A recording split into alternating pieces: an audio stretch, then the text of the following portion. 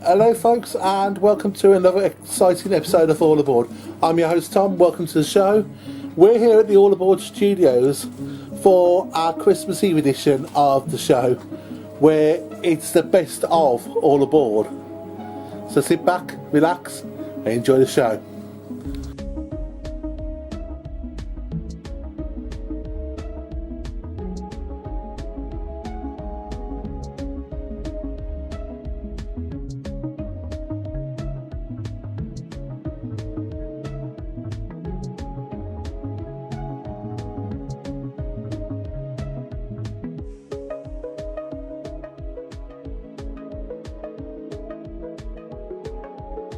So, the first part of our show, we're looking at the first episode we ever made, which was the station in Birmingham, which was the quietest. Of course, when we visited, we was the only ones there on the show. We was the only one there on the platform. This is the best of All Aboard episode 1, Birmingham's quietest station. Well, as you can see up the stairs, that's where the platforms there's trains on. We're only a third up and there's still quite a lot to go. We're just, and as you can see, and we go up the stairs to the next level of resting. Because I'm not exactly the smallest of blokes, I'm exactly the fittest.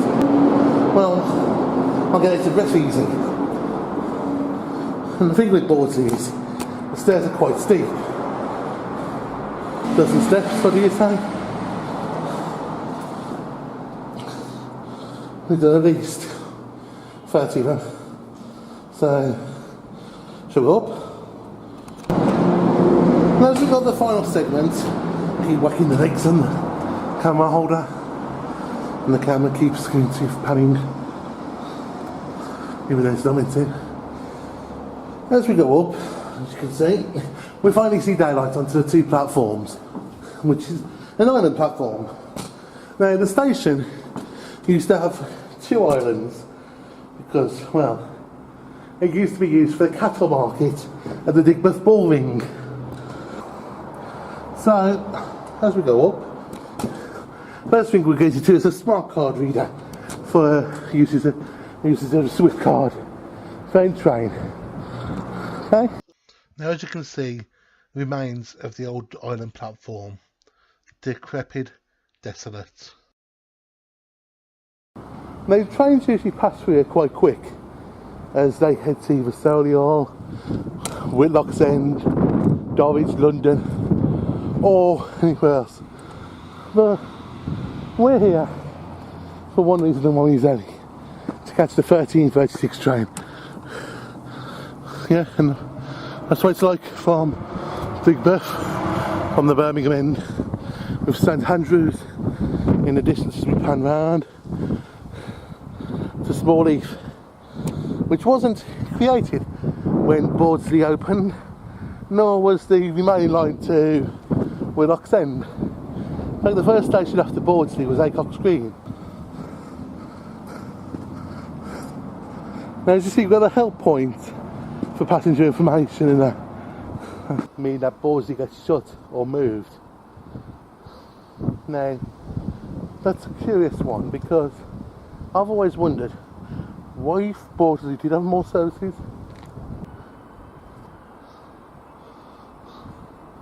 And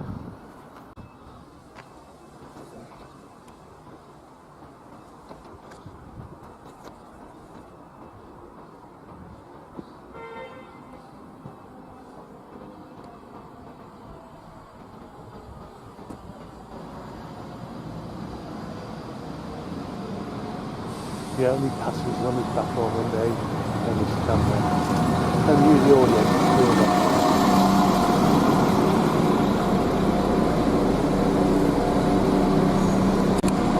So as we board our train back to civilization,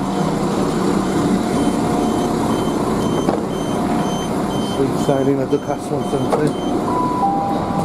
Welcome to this service for Great Malvern, calling at Birmingham Moor Street, Birmingham Snow Hill, Jewellery Quarter, the Hawthorns, Smethwick-Gorton Bridge, Rowley Regis, Cradley Heath, Stourbridge Junction, Hagley, Kidderminster, Droitwich Spa, Worcester Shrub Hill, Worcester Foregate Street, Malvern Link, and Great Malvern. So yeah, that was our visit to the quietest station in the Midlands, Bawdsley. Of course, not all the stations are quiet. The busiest station in the Midlands being New Street, considering it's got 12 platforms, plus half of them are ANs, half of them are BNs, and 4C. That makes 25 possible platforms. Crikey. Next up though, we visited Stourbridge, which has Europe's shortest train line, and I enjoyed that cute little train. Today on All Aboard, we're going on what I think is the cutest train line of them all. We're going on Europe's shortest train. Stourbridge, you're not really the most interesting town, some would say. I mean, it was new for the glass heritage, but the one thing that's unique about Stourbridge is the fact that it's got one special train.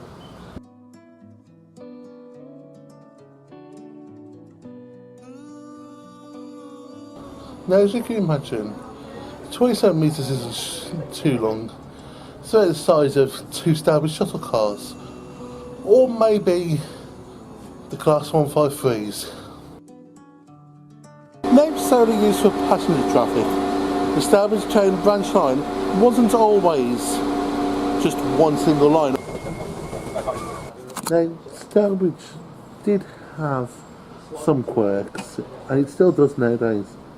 I mean, there used to be really old-fashioned semaphore signals, similar to what the Great Western Railway put on the rest of its lines throughout its tenure as the operator of the train. However, nowadays the train is operated by a system called one train working, which means only one train is permitted on the line throughout, and the only types of trains permitted on the line are the current Class 139s, which are the Paris People Mover. 1963, however, was a bad time for the line, as amongst many branch lines, a gentleman named Dr. Beechin was working at the Ministry for Transport, and he had the idea of closing several branch lines. Stourbridge Town was one of those stations listed for closure. The Stourbridge Town branch line is quite popular nowadays though, as between 2009 and 2018 over 5 million passengers used the line.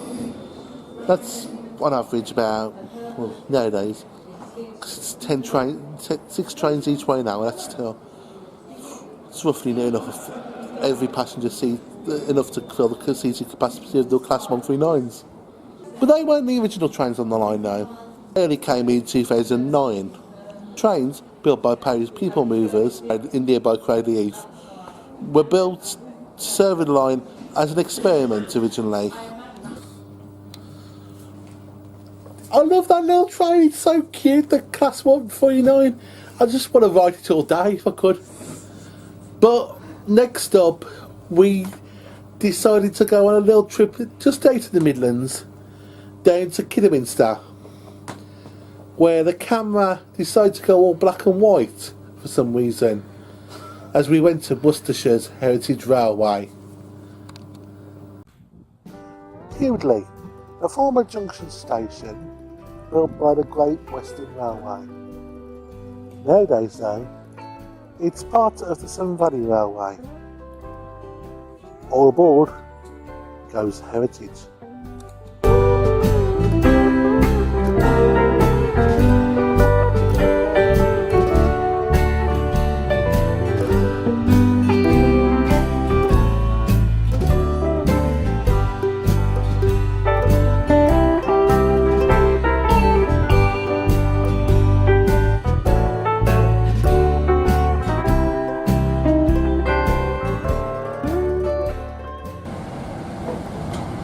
Severn Valley Railway was originally built in 1862, travelling from Hartlebury in the south through to Shrewsbury in the north. At Shrewsbury, not Shrewsbury, Nowadays, it's a preserved line, run by volunteers. Of course, the Severn Valley didn't always just go Bewdley to Shrewsbury. There was services between Bewdley and Tunbridge Wells. However, the line doesn't exist no more. Same with the line from Bewdley to Hartlebury. Some of it the line between Kidderminster and Bewdley was built later.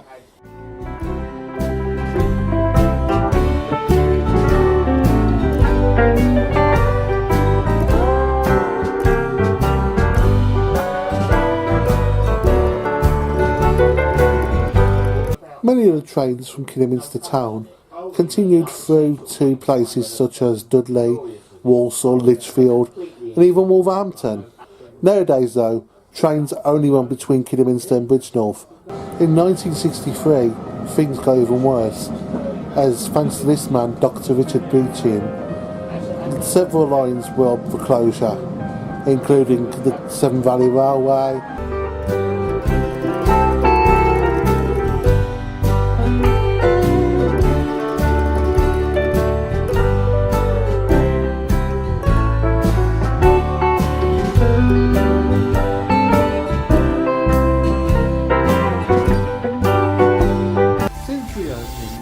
the Severn Valley Railway has become quite popular with filmmakers, such as, for example, the TV series Old Dr. Beechin.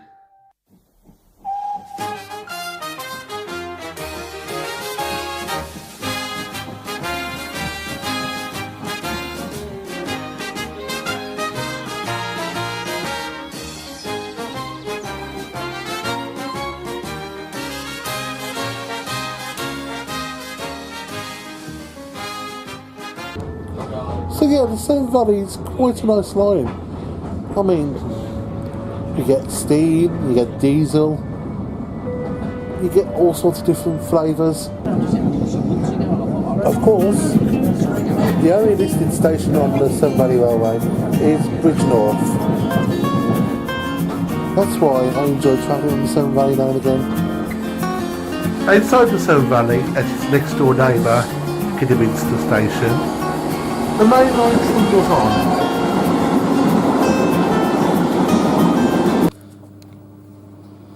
I really loved travelling down to the Severn Valley that day. But of course, not all things can happen. Next up, I went to Birmingham, as the Midland Metro has been extended into the city centre down to Grand Central Station. But of course, things went wrong to the episode even in the beginning. Welcome to All Aboard. My name's Tom, I'm your host, and this is the show where I travel across the Midlands by train, tram and Midland Metro. See, I can't even get the start of it right. I mean, I'm getting myself confused by saying train, tram and Midland Metro, not train, tram and bus. Anyway, I carried on with the show, and this is what happened.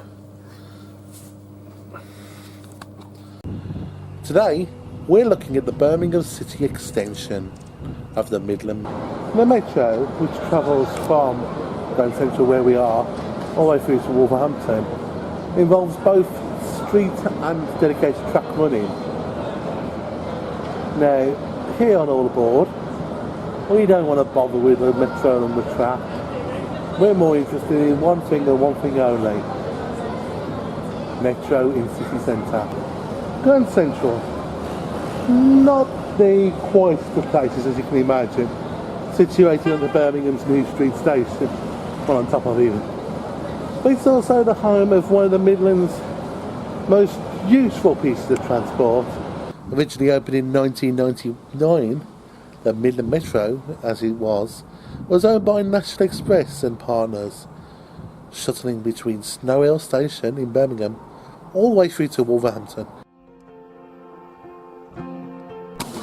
The trams nowadays on the line aren't even the original trams. Back in 2015, the trams on the line were replaced by the Urbus 3. The original ones being the T69 tram were very unreliable. In fact, had quite a few problems. So, what is the Midland Metro all about, really? A replacement for trains, or a local service which enables people to get from Birmingham to Wolverhampton? So, the tram was nice, but even better was the trip next up, as I travelled in luxury on some of the platinum buses in the Midlands. They're posh buses, free Wi-Fi and luxurious seating. Hello folks, it's me, Tom, as usual. Today, on our board, we're looking at a very posh bus concept. The Platinum concept, which is run by National Express Bus Midlands, originally started in 2015 with the advent of two routes, the 900 and the 957. These routes were ones that were really busy, serving the Coventry Road between Birmingham and Severn, with the 900 carrying on to Coventry and the 957 carrying on to Solihull. Nowadays though, Platinum is wide ranging, from routes serving Walsall and Wolverhampton through to express routes such as the X20 and X22. But Platinum isn't the only attempt by National Express to relaunch routes with a premium branding.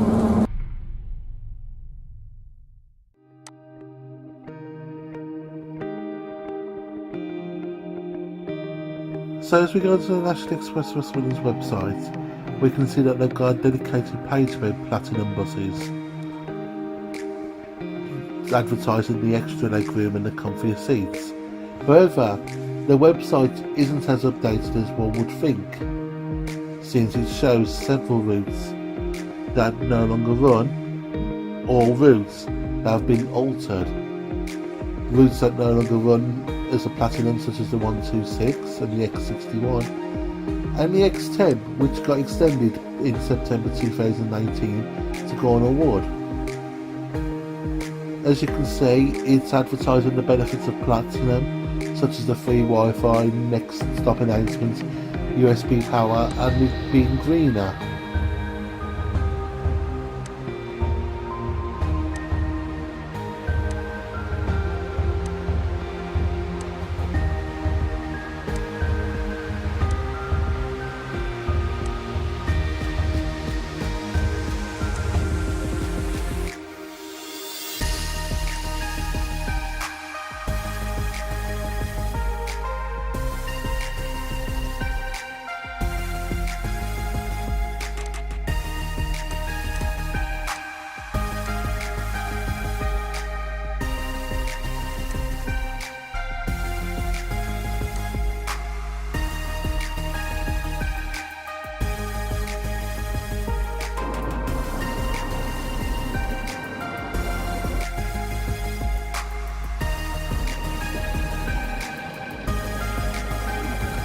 Sometimes Platinum buses don't always appear on the routes they're meant to be. Sometimes you get normal buses on routes such as the X10, the X12, and occasionally you do get them on the X20 and X22.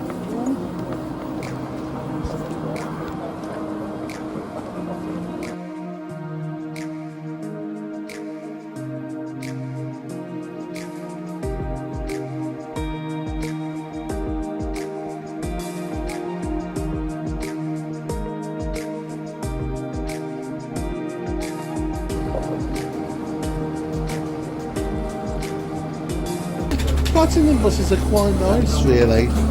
Free Wi-Fi, the premium seating. It just makes it more pleasurable for the journey. So, Platinum buses are alright. But I knew the next thing I needed to do was I wanted to do 2 lines on this next episode. Not 2 lines of that. 2 lines on the train. As I travelled from Leamington to Coventry, and I wanted to carry on from Coventry to Nuneaton as I knuckled down.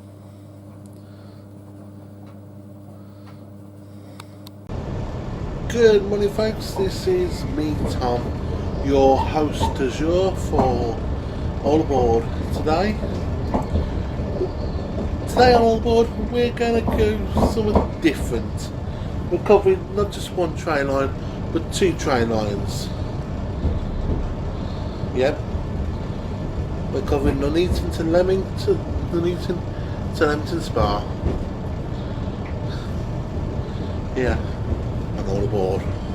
My name's Tom, I'm your host. Welcome to another exciting edition of All Aboard. Today we're focusing on two train lines. Number one, Leamington to Coventry or Kenilworth, and number two, the Coventry to Nuneaton line.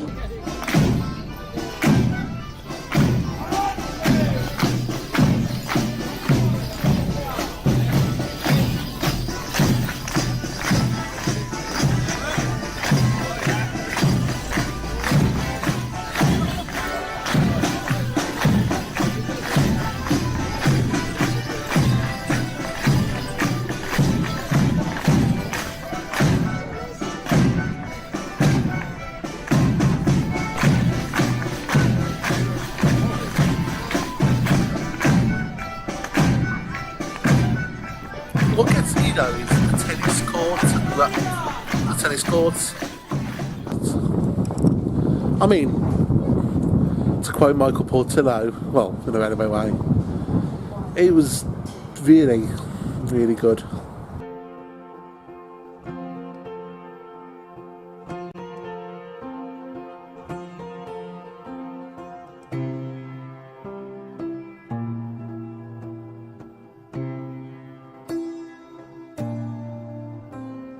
Leamington's quite interesting, really. I mean, you got the tennis court, you got the architecture of the town, the parish church, all sorts, really. So, really, it's a good town. But now we're gonna have a little train ride, I think. All aboard, I think, to Coventry.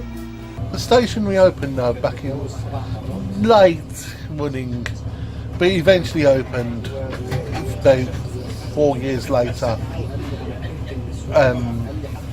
However, funnily enough, when the team at all the stations, Jeff Marshall and Vicky, appeared in the Kenilworth area, it wasn't open and they did have a few problems.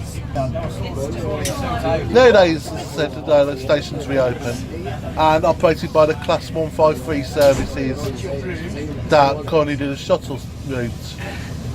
However, plans drawn up include a change in traction. However, this is currently delayed due to overrunning stock appearances at the London Overground franchise. So, new trains, well, newish. I'm visiting a newish station. Awesome. We're now on our way to Coventry, where we're going to change trains and head up to Nuneaton.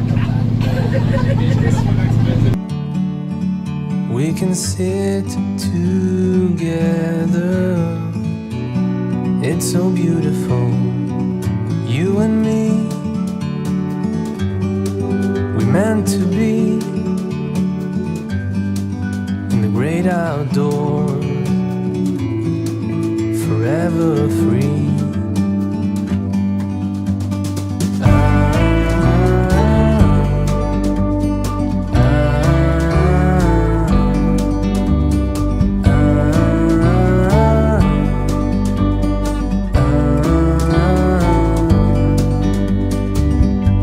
Sometimes you need to go.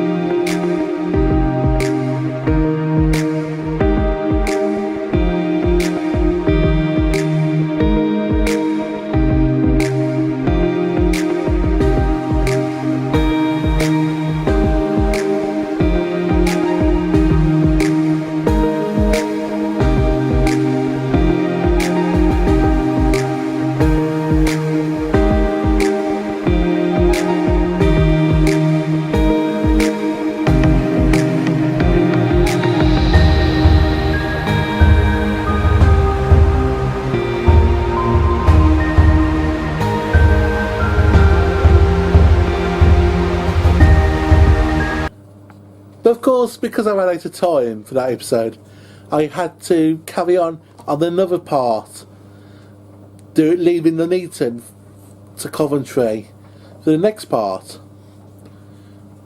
And I kind of introduced some new graphics and some pretty trains as all aboard carried on knuckling down. So we're here at Coventry Station, waiting for a train up to Bedworth and Nuneaton. An ancient city, Coventry, only 94 miles from London, yet its past riddled with differences. Lady Godiva riding through the town naked, according to the legend, is just one of the things that Coventry has in its past. And of course, Coventry, like Covent Garden in London, takes its name from a monastery founded in the 11th century. That's about 800 years ago. Crikey. My Bradshaws describes Coventry as a town which had a population back in the 1800s of 41,647. Now, of course, that being less than what currently lives in the borough, the city area. I mean, if it wasn't for Adolf Hitler and his Nazi Germany, Coventry wouldn't have had to undergo a significant reconstruction programme. Back in the 19th century, according to my Bradshaws, which I've got, yes, I'm no Michael Portillo, but I mean, the Bradshaw's Guide does hold some significance in the way that the rail network is nowadays. I mean, if it wasn't for the London and North Western Railway, we wouldn't have had the Coventry train station, we wouldn't have had a line from Rugby through to Birmingham and Stafford via Wolverhampton. So the LNWR got subsumed into the London, Midland and Scotland Railway. Now, within 2 miles of the city centre are Whitley Park, which was an Elizabethan seat of Viscount Hood. 6 miles away now you've got Kenilworth Castle, which is not far from Kenilworth train station, which we passed a few minutes ago in the show, which we call it a few minutes in the show. The road of which was along a noble avenue of noble trees. The gatehouse of which should be visited, by the way, on account of the large sculptured mantelpiece in it. So yeah, there does, back in Bradshaw's days, there was remains of an abbey at Berkswell, seat of Sir John Wilmot Bath, which is Canaletti's view of London. We're just relatively far from Coventry, and well, again it's class 153, which is normally located. The service seats in this train will be up bottom, which is great. So, yeah.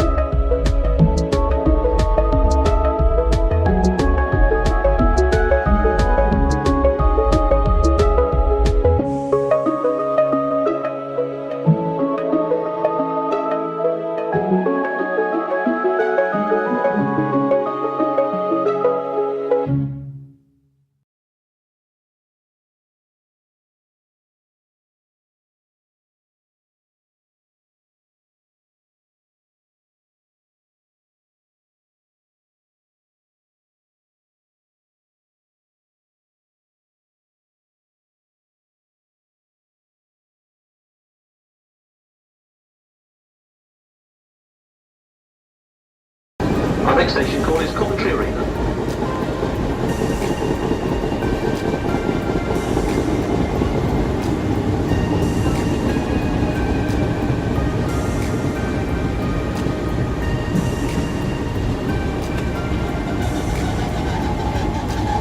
As can be seen, there's a queuing area for the platforms, which was built to stop the overcrowding, especially as the other side of the station holds the Rico Arena.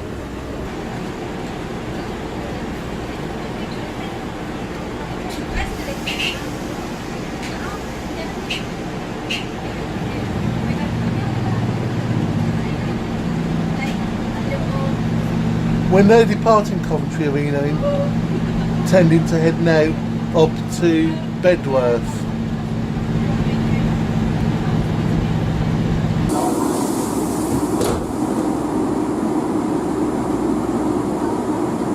As we can see from the other angle, the shopping centre was in the background.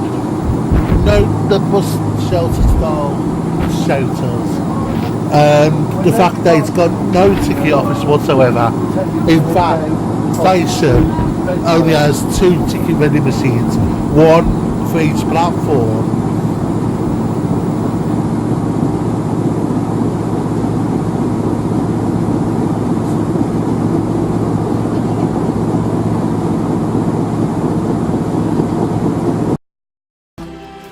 One thing I like about this line is that despite passenger services being shut by Richard Beecham, who we referred to in the previous episode about his closures and the reason why,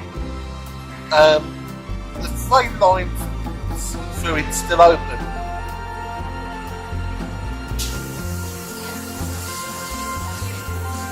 Of course, things change, as they say. The line 5s. Hello, anyone?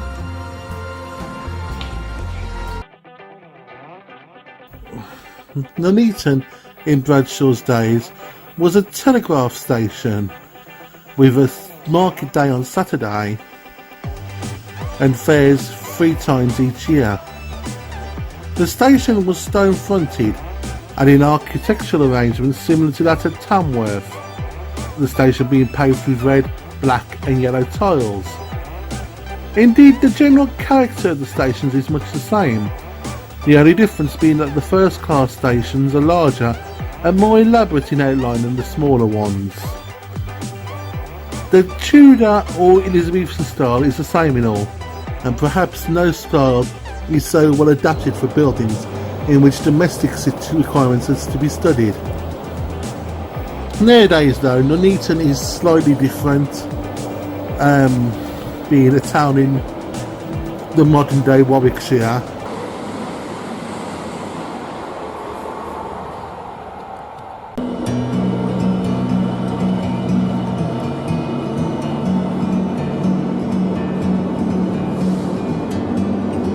So yeah, the Nuneaton to Coventry and Leamington to Coventry lines are quite interesting in their history.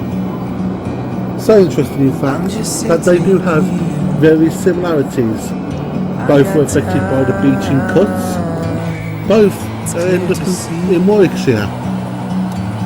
So both of them also were built by the London and North Western Railway Company. But that's all we have time for today, folks.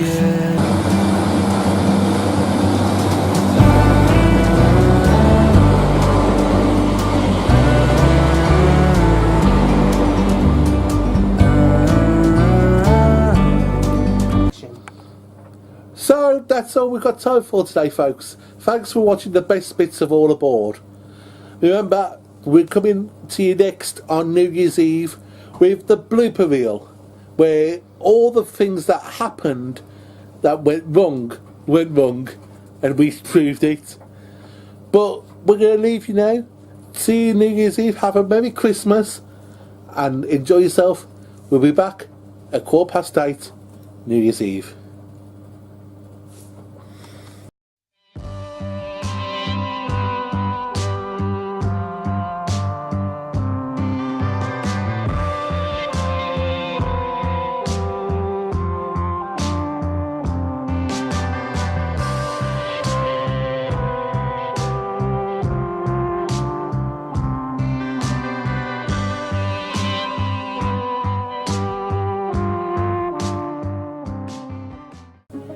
Social media, what a useful tool.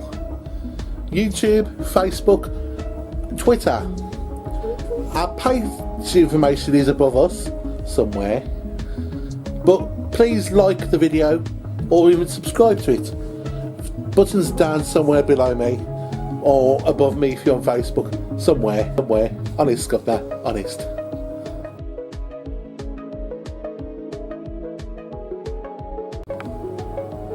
Remember, All Aboard wouldn't be the same without your help. So please visit our Patreon page, which can be found from the link next to me. Oh, yeah, next to me. Or in a moment it'll be coming in front of my face. And you will get exclusive content, including things that no other people will see. Just remember, visit the link in the description or next to me.